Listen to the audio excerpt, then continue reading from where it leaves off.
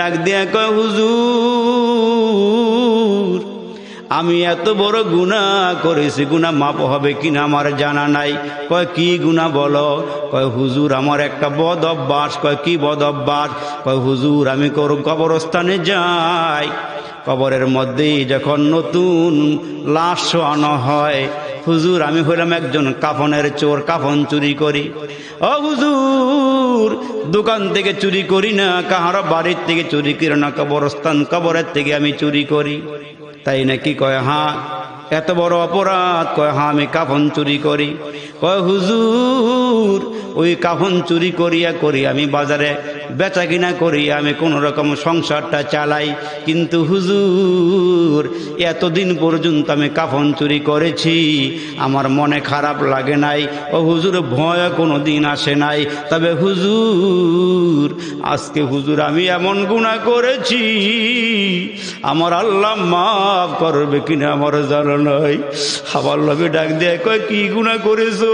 কয় হুজুর আপনার সামনে আমার বলতে ভয় লাগে, হুজুর আমার গুনাহটা মনে হয় যদি হুজুর আসমান জমিনের মাঝখানে সারিয়া দেওয়া হয়, তাহলে আসমান এবং জমিনের মাঝখানে আমার গুনাহ ঠাই হবে না, এত বড় গুনাহ আমি করেছি। আমার নবী ডাক দিয়া কয়, যুবক বলো না কি গুনাহ করেছো? কি গুনাহ করেছো বলো না।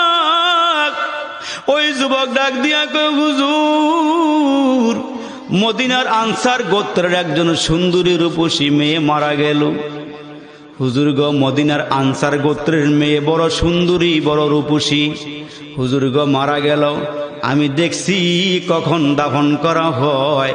ওগো নবীজি আমি রাতের বেলা গোরস্থানে গেলাম, ওই কবরের মাটি সরাইয়া কবরের মাটি খনন করি আমি কবরে ঢুকলাম।